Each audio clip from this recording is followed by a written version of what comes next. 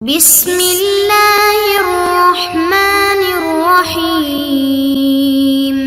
بسم اللہ الرحمن الرحیم، الحمد للہ رب العالمین والصلاة والسلام علی رسولہ محمد وآلہ واصحابہ اجمعین، اما بعد۔ درس نمبر 116۔ آج کے سبق کا عنوان ہے لفظ سمعت، حدثنی اور اخبرنی کے درمیان درجہ بندی۔ حدیث کے تحمل اور ادا کے صیغوں کے بارے میں ذکر چل رہا تھا، جس کے ضمن میں حدیث کے حاصل کرنے اور اس کے بیان کرنے کے جو مختلف طریقے ہیں وہ آ جائیں گے سامنے۔ اس سے پہلے سبق میں اس کا اجمالی خلاصہ آ گیا تھا، اور اس کے بعد حافظ ابن حجر رحمۃ اللہ علیہ تفصیل سے ان میں سے ایک ایک قسم کے بارے میں بتائیں گے۔ آج کے سبق میں جو سب سے اعلیٰ قسم ہے سمعت، حدثنی اور اخبرنی، یا سمعت، حدثنا اور اخبرنا، اس کے بارے میں انشاءاللہ تفصیل سے بیان کریں گے۔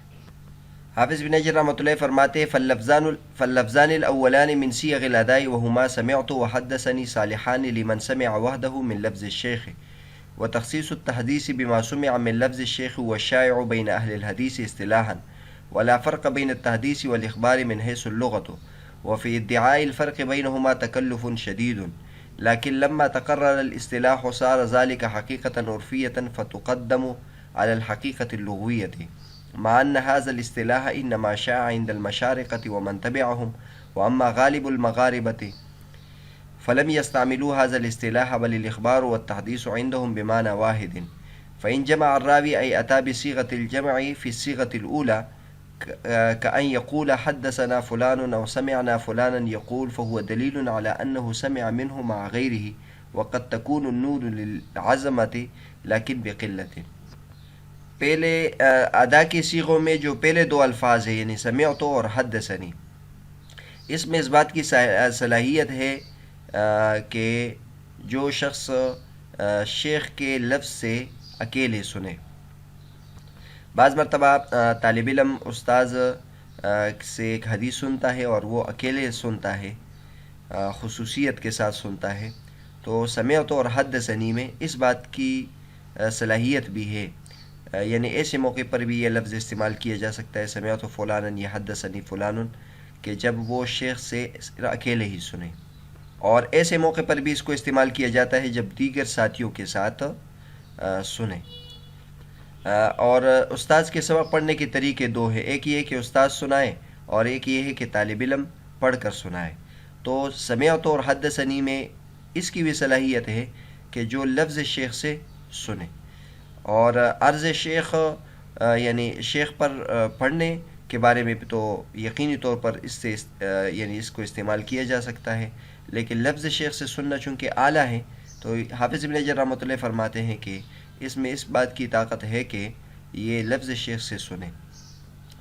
اور اس کے بعد فرماتے ہیں وہ سمعت تو بالکل واضح ہے کہ استاد سے سنیں، لیکن حدثنی آیا یہ بھی لفظ شیخ سے سننے کے ساتھ خاص ہے، تو اس کی دلیل کیا ہے؟ تو اس کے بارے میں فرماتے ہیں کہ تخصیص التحدیث بما سمع من لفظ الشیخ هو الشائع بین اہل الحدیث اصطلاحا، اور اس کی دلیل یہ ہے کہ یہ اصطلاحا یعنی اصول حدیث والوں نے، محدثین نے اس کو اس کے لیے وضع کیا ہے کہ اس موقع پر ہم حدثنی کا لفظ استعمال کریں گے جبکہ وہ لفظ شیخ سے سنیں۔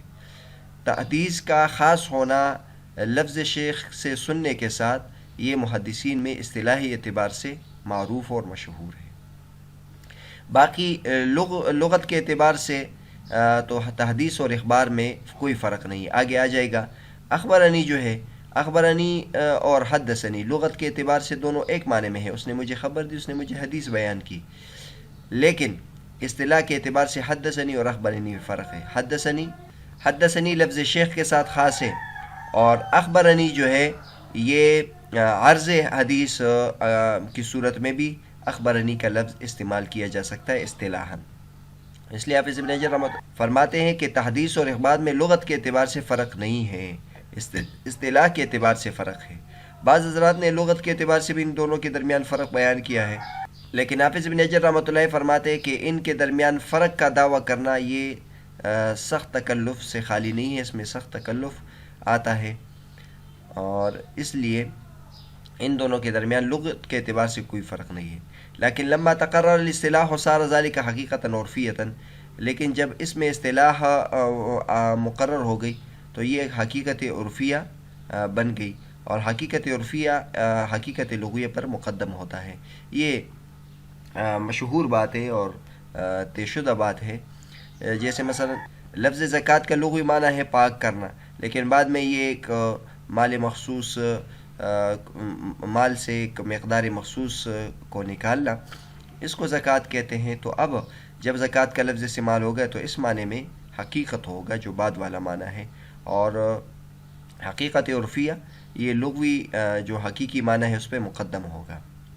مع ان هذا الاصطلاح انما شاع عند المشارقة ومن تبعهم. البتہ حافظ ابن حجر رحمۃ اللہ علیہ یہ بات فرماتے ہیں کہ تحدیث اور اخبار میں جو فرق بیان کیا کہ تحدیث میں لفظ شیخ کے ساتھ خاص ہے، اور اخبار یہ عرض علی الشیخ پر بھی استعمال ہوتا ہے. تو یہ جو فرق ہم نے بیان کیا یہ فرق عام طور پر محدثین کے درمیان ہے. بعض علاقوں کے محدث اس میں فرق نہیں کرتے، جیسے کہ مغرب کی طرف اکثر محدثین ہیں وہ اس اصطلاح کو استعمال نہیں کرتے، بلکہ اخبار اور تحدیث ان دونوں کے درمیان برابر ہے، ایک معنی میں ہے. تو بہرحال یہ بہت چھوٹی عبارت ہے، لیکن حافظ ابن حجر رحمۃ اللہ نے اس میں تمام مباحث کا خلاصہ بیان کیا ہے. سمعتو یہ من لفظ شیخ کے ساتھ خاص ہے، حدثنی بھی اصطلاحی اعتبار سے من لفظ شیخ کے ساتھ خاص ہے، اور باقی اخبرنی کا لفظ ہے یہ عرض علی الشیخ اور سماع من لفظ شیخ دونوں کے لیے استعمال ہوتا ہے. اور یہ حافظ ابن حجر رحمۃ اللہ فرمائے کہ ان کے درمیان یہ جو فرق ہے یہ اصطلاحی کے اعتبار سے، لغت کے اعتبار سے ان میں کوئی فرق نہیں ہے. اور چوتھی بات حافظ ابن حجر رحمۃ اللہ نے یہ بیان کی کہ یہ جو فرق ہم بیان کرتے ہیں محدثین کے نزدیک یہ مشرق کی طرف جو محدثین ہیں اور ان کے جو پیروکار ہیں ان کے ہاں یہ فرق ہے. مغرب کی طرف جو محدثین ہیں وہ اخبار اور تحدیث کو ایک معنی میں استعمال کرتے ہیں. اور پیچھے کئی مرتبہ یہ بات بتائی تھی کہ جو جمہور کے اصطلاحی معنی ہیں ان کو بھی یاد رکھنا چاہیے، اور جو بعض ائمہ کے جو خاص استعمال کے طریقے ہیں ان سے بھی باخبر رہنا چاہیے. آگے حافظ ابن حجر رحمۃ اللہ فرماتے فإن جمع الراوي أي أتى بصيغة الجمع في الصيغة الأولى كأن يقول حدثنا فلان أو سمعنا فلانا يقول فهو دليل على أنه سمع منه مع غيره وقد تكون النون للعزمة لكن بقلة. اوپر جو ہم نے بتایا یہ مفرد کا کلمہ تھا، سمعت واحد متکلم، سمعت اور حدثنی یا اخبرنی اس کے بارے میں بتایا. اب اگر راوی جمع کا صیغہ لائے، یعنی جمع کا صیغہ لائے پہلے صیغہ میں سمعنا یا حدثنا، تو ہم نے سنا یا ہمیں حدیث بیان کی فلاں نے، تو یہ دلیل ہوگی کہ وہ جب یہ حدیث سن رہا تھا تو اس کے ساتھ کوئی اور بھی تھا. اور لیکن کبھی کبھی نون عظمت کے لیے بھی آتا ہے، لیکن یہ بہت کم ہوتا ہے. یعنی کبھی کبھی ایسا بھی ہوتا ہے کہ انسان اپنے لیے جمع متکلم کا صیغہ استعمال کرتا ہے، جیسے ہم نے کھانا کھایا، ہم چلے وہاں، تو حالانکہ وہ ایک شخص ہوتا ہے. تو اس طرح ہمیں حدیث بیان کی، تو یہ کبھی عظمت کے لیے بھی استعمال ہوتا ہے، بڑائی کے معنی کے لیے استعمال ہوتا ہے، جبکہ وہاں اس کے ساتھ کوئی اور نہیں ہوتا. اس کے بعد حافظ ابن حجر رحمۃ اللہ فرماتے ہیں وَأَوَّلُهَا أَيْ الْمَرَاتِبِ أَسْرَعُهَا أَيْ أَسْرَعُ صِيغِ الْأَدَاءِ فِي سَمَاعِ قَائِلِهَا لِأَنَّهَا لَا تَحْتَمِلُ الْوَاسِطَةَ لكن حدثني قد تطلق في الإجازة تدليسا وأرفعها مقدارا ما يقع في الإملاء لما فيه من التثبت والتحفظ. والثالث وهو أخبرني، والرابع وهو قرأت لمن قرأ بنفسه على الشيخ، فإن جمع كأن يقول أخبرنا وقرأنا عليه فهو كالخامس وهو قرئ عليه وأنا أسمع. وعرف من هذا أن التعبير بقرأت لمن قرأ خير من التعبير بالإخبار لأنه أفصح بصورة الحال. فرماتے ہیں کہ ان مراتب میں سے سب سے پہلا مرتبہ وہ ہے جو سب سے زیادہ صریح ہو قائل کے سماع کے بارے میں، قائل کے سننے کے بارے میں. یعنی ادا کے صیغوں میں سب سے زیادہ صریح جو قائل کے سماع کے بارے میں صریح ہو وہ سب سے زیادہ اول درجے کا ہوگا، کیونکہ اس میں واسطے کا احتمال نہیں ہوگا. حدیث کے لیے جو چیز مضر ہے ان میں سے ایک چیز پہلے گزر چکی تھی کہ بیچ میں راوی گرا ہوا نہ ہو. تو اب الفاظ کے ذریعے سے بھی یہ پتہ چل جائے گا کہ اس نے یہ روایت خود اس سے سنی یا بیچ میں کوئی راوی ہے. تو چونکہ بعض الفاظ ایسے ہیں جو تدلیسی طور پر استعمال ہوتے ہیں کہ حدیث کسی سے سنی نہیں ہوتی اور وہ اس انداز میں بیان کر دیتا ہے کہ سامنے والے کو پتہ چلتا ہے کہ اس نے اس حدیث اس سے سنی ہے، جبکہ حقیقت میں ایسے نہیں ہوتا. تو لہٰذا وہ چیز جو حدیث کی تقویت کا سبب بنے گی وہ لفظ ہوگا جس میں سب سے زیادہ صریح ہو اور وہ جھوٹ سے اور دروغ گوئی سے اور اشتباہ سے دور ہو. تو سب سے زیادہ بہتر لفظ یہ ہے کہ وہ یہ کہے کہ میں نے یہ حدیث اس سے سنی ہے. تو لأنها لا تحتمل الواسطة، وہ واسطے کا احتمال نہیں رکھتا. لیکن حدثنی قد لطلق فی الاجازت تدلیسا، پیچھے بتا دیا تھا کہ جو سمعت ہے، حدثنی بھی ایسا ہے. حدثنی بھی اس موقع پر استعمال ہوتا ہے جبکہ اس نے لفظ شیخ سے سنا وہ حدیث سنی ہو. لیکن کبھی کبھی یہ اجازت کے معنی میں بھی تدلیساً استعمال ہوتا ہے. یہ البتہ ایک بات ہے، کبھی کبھی کوئی راوی حدثنی کہتا ہے لیکن اس نے لفظ شیخ سے وہ حدیث نہیں سنی ہوتی، بلکہ اس کی طرف سے اجازت اس کو حاصل ہوتی ہے اور وہ حدثنی کے لفظ سے تعبیر کر دیتا ہے. اور اس کے بعد حافظ ابن حجر رحمۃ اللہ فرماتے ہیں کہ یہ سب سے زیادہ اول درجے میں ہے، البتہ ارفعها مقداراً، کوالٹی کے اعتبار سے، مقدار کے اعتبار سے سب سے بلند جو حدیث ہوتی ہے وہ حدیث ہوتی ہے جو املا میں واقع ہو، کیونکہ اس میں زیادہ تثبت اور زیادہ تحفظ ہے، زیادہ تحقیق اور زیادہ حفاظت کا خیال رکھا گیا ہے اس میں. اور تیسرے نمبر پر اخبرنی ہے، کیونکہ اخبرنی کے بارے میں ہم نے بتایا کہ یہ عرض علی الشیخ کے معنی میں بھی استعمال ہوتا ہے، اجازت کے معنی میں بھی استعمال ہوتا ہے. چوتھا ہے قرأت لمن قرأ بنفسه علی الشیخ. قرأت کا صیغہ جو ہے وہ چوتھے نمبر پر ہوگا. یہ اس شخص ایسے موقع کے لیے استعمال ہوتا ہے کہ جو شخص خود شیخ کے سامنے حدیث پڑھے.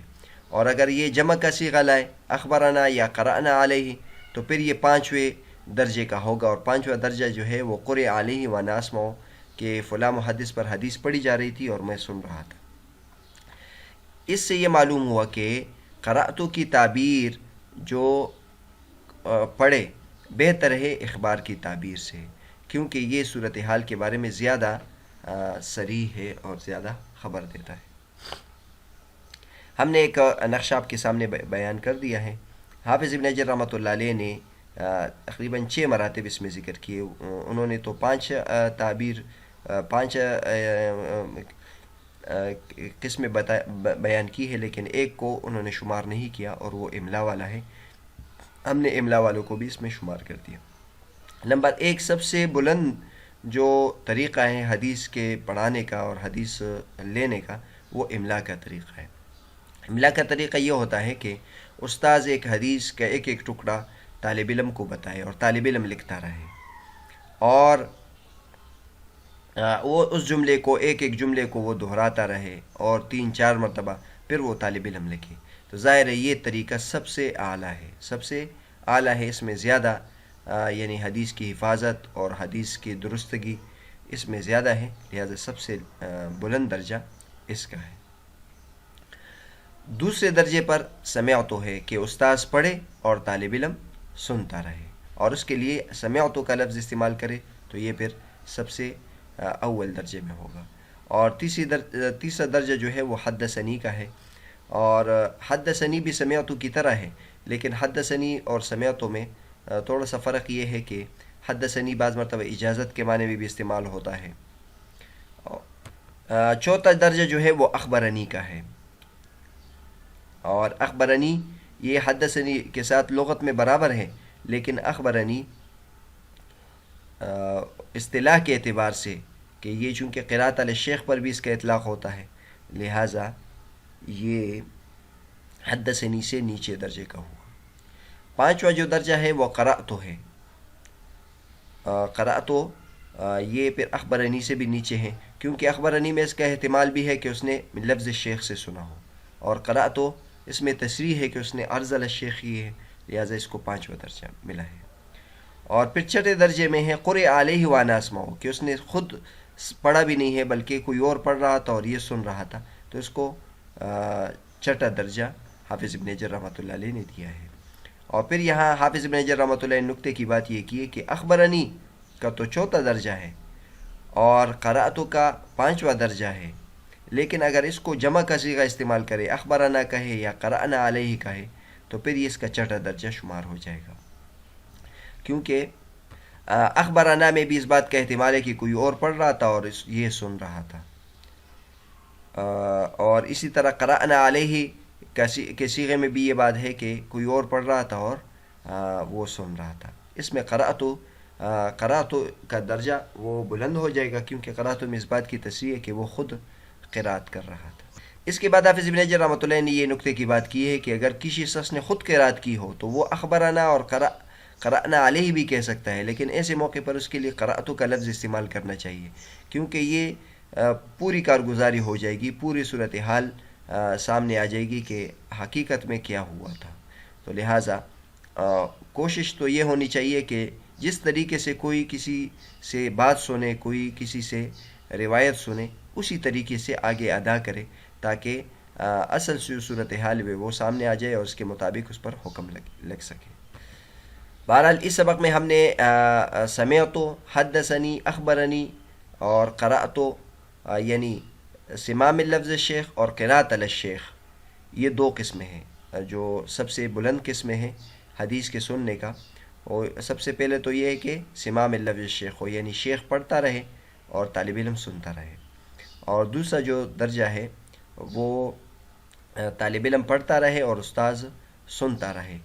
تو ان حافظ ابن حجر رحمۃ اللہ علیہ نے اور جمہور محدثین نے یہ اس طریقے سے یہ تقسیم کی ہے اور ان میں درجہ بندی کی ہے کہ سمعتو اور حدثنی اعلیٰ ہیں بنسبت عرض علی الشیخ کے۔ انشاءاللہ اس سبق سے متعلق مزید تفصیل ہم اس کے بعد والے سبق میں بتائیں گے۔ خود حافظ ابن حجر رحمۃ اللہ علیہ بھی اس میں اختلاف بیان کریں گے اور انشاءاللہ وہاں تفصیل سے بیان کریں گے۔